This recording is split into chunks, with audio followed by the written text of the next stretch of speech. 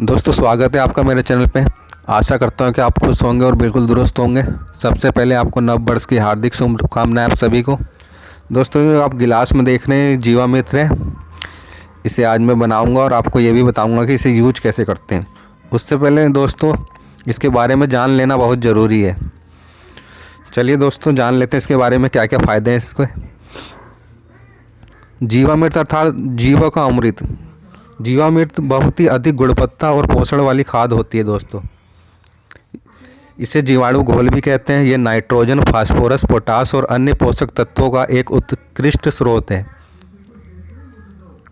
ये पौधों के विकास और उत्पादन में बहुत ही अधिक महत्वपूर्ण खाद है। इसके कुछ ग्राम में ही करोड़ों की संख्या में जीवाणु होते हैं। इसके निरंतर उपयोग से मिट्टी में फंगस और दीमक का रोग कम होता है। ये पौधे की रोग प्रतिरोधक क्षमता को बढ़ाता है, जिससे पौधे से अधिक उत्पादन मिलेगा और रोग भी बहुत कम लगेगा। यह पौधे में फंगस रोग को रोकता है। ये पौधे में फल और फूलों की मात्रा को बढ़ा देता है। दोस्तों ये पौधे को सर्दी और गर्मी से भी बचाता है। जीवामृत के प्रयोग से फलों और सब्जियों का स्वाद और गुणवत्ता रासायनिक खाद की तुलना में बहुत बेहतर होती है। ये बीज की अंकुरण क्षमता को भी बढ़ाता है। मान लीजिए आप किसी का भी बीज ग्रो कर रहे हैं, चाहे फल का हो, फूल का या सब्जियों का, अगर आप उस समय इसका प्रयोग करते हैं तो लगभग आपके सभी बीज ग्रो होने के चांस बहुत अधिक होंगे। रिजल्ट आपको बहुत अच्छा मिलेगा। ये भूमि में केंचुआ और सूक्ष्म जीव जैसे शैवाल, कवक, प्रोटोजोआ, बैक्टीरिया आदि में वृद्धि करता है। ये मिट्टी की संरचना में सुधार करता है। जीवामृत सूक्ष्म जीवों को अनुकूल वातावरण देता है। इसका पीएच मान 4.8 से 4.9 के बीच होता है, यानी यह अम्लीय होता है।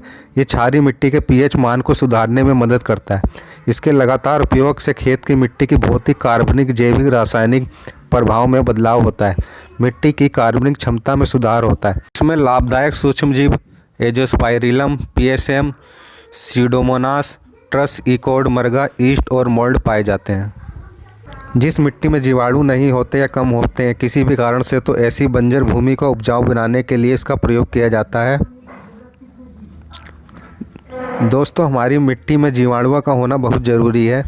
जितने भी सूक्ष्म पोषक तत्व होते हैं वो जीवाणु ही पौधों को जड़ों के माध्यम से प्राप्त कराते हैं। अगर जीवाणु नहीं होंगे या कम होंगे तो हमारे पौधे का पूर्ण विकास नहीं हो पाएगा और पौधे में बीमारियां भी लगती रहेंगी। पौधा हमारा कमज़ोर होगा। आज जिस प्रकार से दोस्तों खेतों में उत्पादन को बढ़ाने के लिए अंधाधुंध रासायनिक उर्वरक और कीटनाशक का प्रयोग किया जा रहा है, इनके निरंतर और लगातार उपयोग से खेत में पाए जाने वाले लाभदायक जीवाणु और केंचुए नष्ट होते जा रहे हैं, जिनका मिट्टी को उपजाऊ बनाने में सबसे बड़ा योगदान होता है। इनकी कमी की वजह से मिट्टी सख्त और बंजर होती जा रही है, लागत बढ़ती जा रही है और उत्पादन घटता जा रहा है।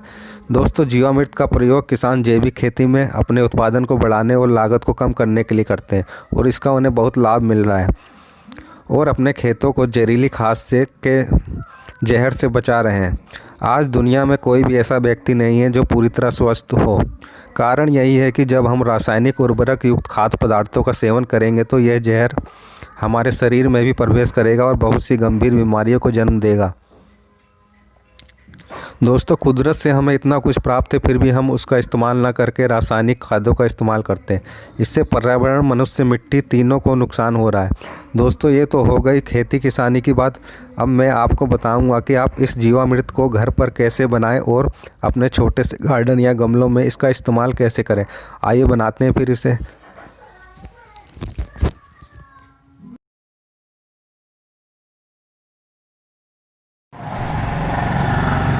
जीवामृत बनाने के लिए सबसे पहले जो दोस्तों आपको आवश्यकता पड़ेगी वो है गाय का गोबर। और गाय का गोबर देसी गाय का ही होना चाहिए। अगर आप जर्सी गाय का यूज करते हैं तो उसमें जीवाणुओं की संख्या बहुत ही कम होगी।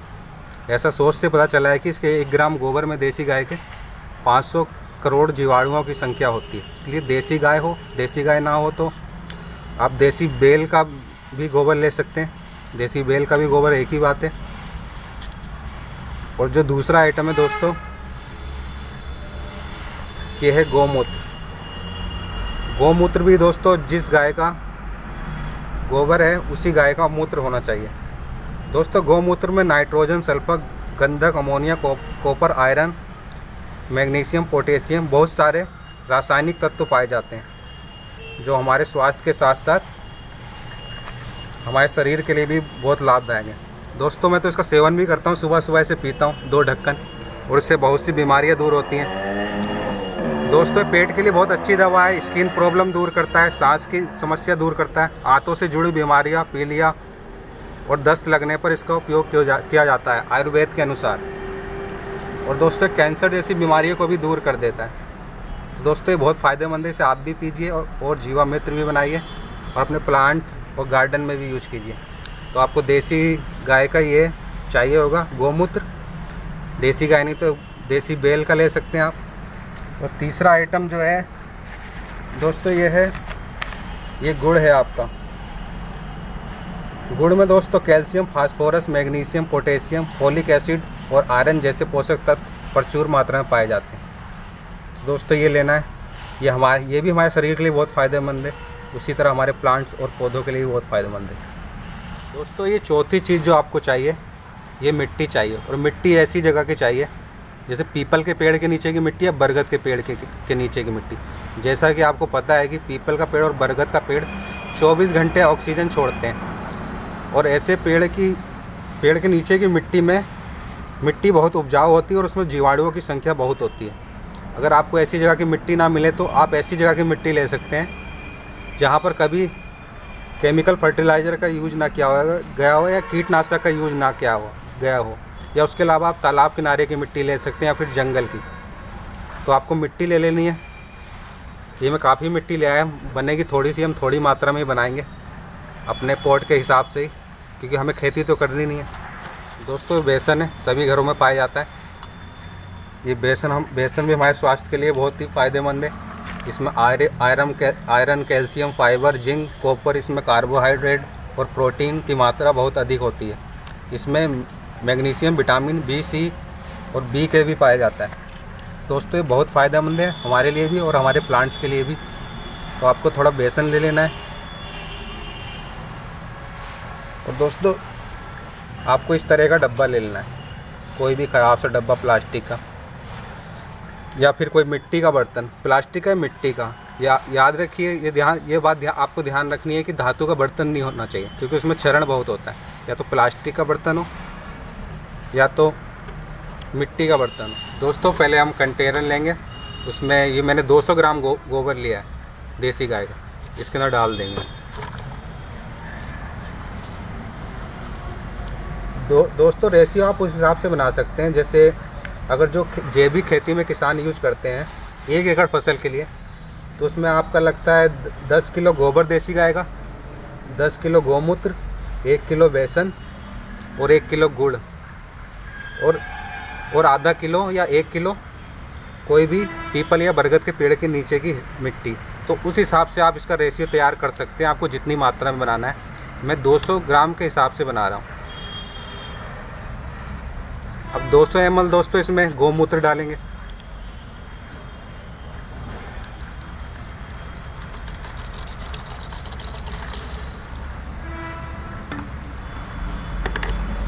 डालने के बाद दोस्तों इसको अच्छी तरह मिलाना है।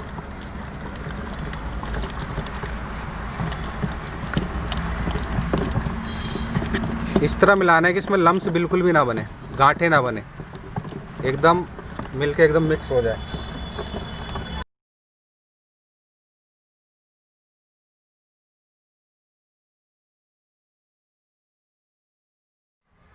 दोस्तों अब एक गुड़ की बारी, इसको आप पानी में घोल के डाल सकते हैं।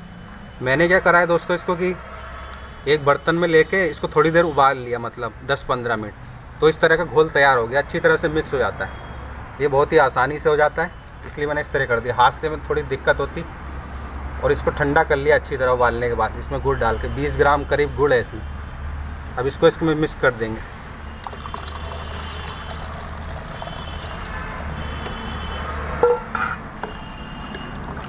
इसको भी मिक्स करेंगे, मिलाएंगे अच्छी तरह।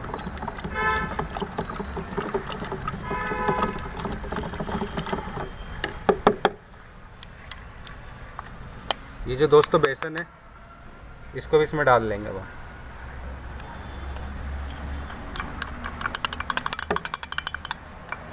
ध्यान रहे जितनी बार जो सामान डाल लें आप उतनी बार आपको मिक्स करना है, और इसको क्लॉकवाइज घुमाना है, घड़ी की दिशा में, उल्टा नहीं घुमाना है।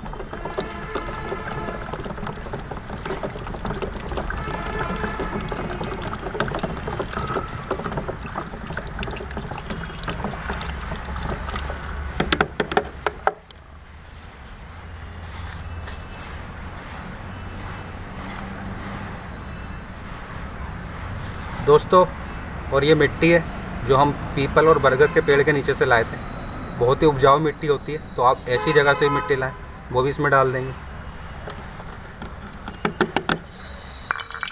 इसको भी मिक्स कर लेंगे।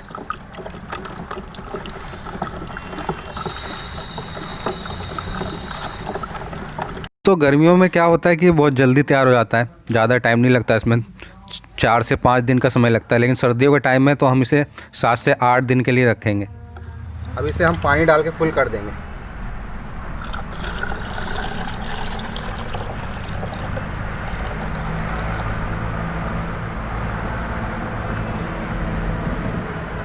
ये करीब 2-2.5 लीटर का डब्बा है दोस्तों, बेकार सा पड़ा था।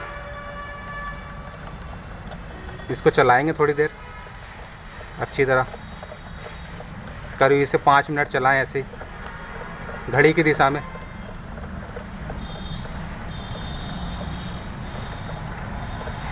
दोस्तों इसमें 48 या 72 घंटे में फर्मेंटेशन की क्रिया शुरू हो जाएगी इसमें दोस्तों।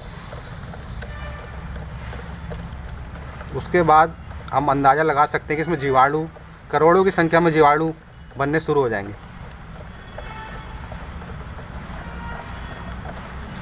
ऑल इन वन फर्टिलाइज़र है दोस्तों ये हर तरह से पौधों और मिट्टी दोनों में फ़ायदा करती है।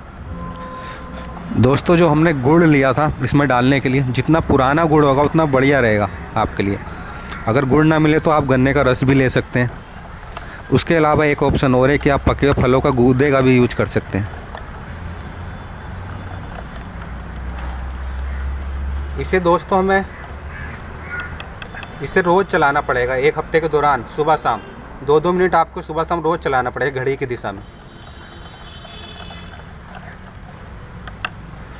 दोस्तों मिल गया। अब हमें इसे कपड़े की सहायता से ढक देना है। ऐसे कपड़े की सहायता से ढकना है जिससे हवा भी जाती रहे, ऑक्सीजन भी पास हो।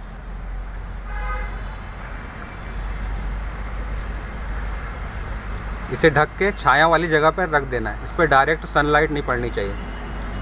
और दोस्तों इसे रोज़ चलाते रहना 2-2 मिनट सुबह शाम। दोस्तों ढकना हमें इसलिए है कि ताकि इसके अंदर जो भी गैसेज बने वो बाहर निकलती रहे और इसमें किसी भी प्रकार का कीट पतंगा, मच्छर, मक्खी ना जा सके। ठीक है दोस्तों, इसे हम रख देंगे ऐसी छाया वाली जगह पे। उसके बाद 1 हफ्ते बाद आपसे मिलते हैं दोबारा। दोस्तों स्वागत है आपका 1 हफ्ते के बाद। 1 हफ्ते से ज़्यादा हो गए, करीब 8 दिन हो गए। 8 दिन तक हमने इसे डेली सुबह शाम चलाया था 1-1 मिनट। अब इसे फिर चला लेंगे। ये ध्यान रखना आपको, जब भी चलाएं तो बहुत तेज़ी से चलाएं और घड़ी की दिशा में चलाएं, इस तरह। ये हमारा दोस्तों बनकर बिल्कुल तैयार हो गया। मैं आपको इसको यूज करने के 2-3 तरीके बताने वाला हूँ कि आप अपने गमलों में और गार्डन में कैसे यूज कर सकते हैं। वैसे तो हमने देखा है कि इसको खेत में ही यूज किया जाता है फसलों के लिए, लेकिन ये जितना ही फसलों और खेत के लिए उपयोगी है उतना ही हमारे गार्डन में जो भी हम चीज़ ग्रो करते हैं उनके लिए भी उतना ही उपयोगी है। इसे मैं चला लिया। दोस्तों पहले तो हमें इसे स्प्रे करना है अपनी मिट्टी पे। अगर स्प्रे करना है तो सबसे पहले इसको छानना पड़ेगा। छानना बहुत ज़रूरी है, वरना स्प्रे के नोजल में कुछ फंस सकता है, उससे दिक्कत आ सकती है। तो पहले इसे हम छान लेंगे। छानने के लिए कोई भी एक बारीक कपड़ा ले लें दोस्तों, बारीक कपड़ा। दोस्तों ये जो हमने जीवामृत बनाया है इसको आपको 1 हफ्ते के अंदर ही यूज करना होगा, क्योंकि उसके बाद जो है इसके अंदर जीवाणुओं की संख्या जो है कम होती जाती है। मतलब ये थोड़ा इफ़ेक्टिव कम रहता है, इसलिए आप 1 हफ्ते से पहले ही यूज कर लें इसको। ये छन गया दोस्तों, इसको हम बोतल में भरेंगे।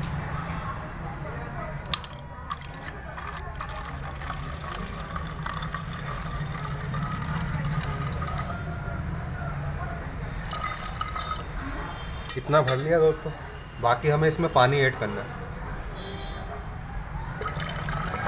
ये दोस्तों बहुत ही उपयोगी है, चाहे आपने फ्लावर का पौधा लगा रखा है, सब्जी का भी, तो सब्जी का लगा रखा है तो आपका उत्पादन बढ़ा देगा और उसमें जितने भी प्रकार के कीड़े वगैरह, पेस्ट वगैरह हैं वो भी नहीं आएंगे। ये दोस्तों तीनों प्रकार से काम करता है, एक तरह से देखा जाए तो फंगीसाइड भी है, कीटनाशक का भी काम करता है और फर्टिलाइज़र तो है ही।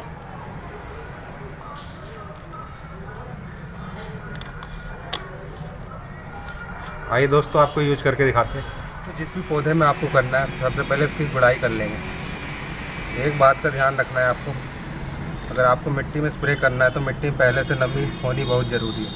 मिट्टी एकदम सूखी नहीं होनी चाहिए, क्योंकि हमारे जो भी बैक्टीरिया हैं नमी की वजह से बहुत ही जल्दी एक्टिव होंगे मिट्टी के अंदर।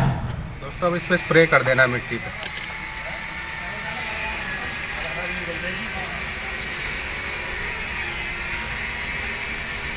बहुत ही उपयोगी है दोस्तों। अब इसमें करोड़ों की संख्या में आपके बैक्टीरिया जो है इस मिट्टी में पहुंच जाएंगे और अपना काम करना शुरू कर देंगे।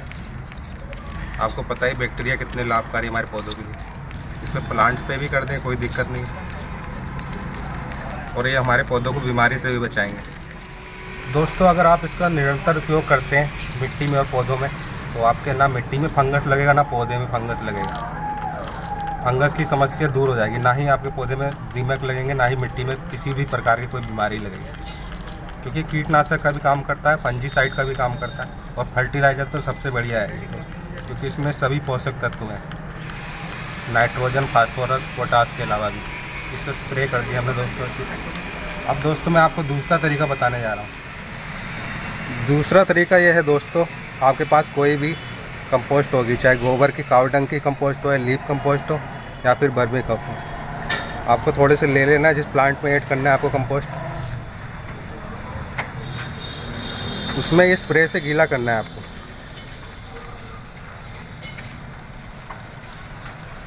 और ये जो आपकी कंपोस्ट है, काव डंग कंपोस्ट, ये और भी ज़्यादा पावरफुल हो जाएगी दोस्तों, और ये अपना काम करना शुरू कर देगी मिट्टी में जाके। इतना काफ़ी है। अब हम इसे रोज़ प्लांट में डालने वाले हैं। इससे पहले गुड़ाई कर लेंगे।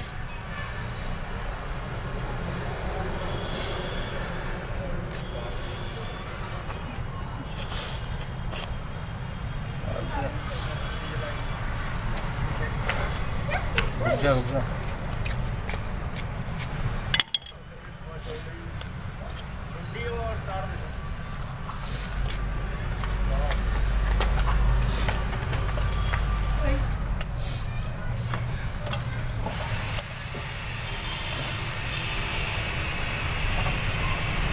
ये करने के बाद दोस्तों पानी दे देंगे इसमें। तीसरा तरीका यह है दोस्तों, सबसे पहले गिलास लेंगे, उसमें थोड़ा सा ये हम जीवामृत डालेंगे।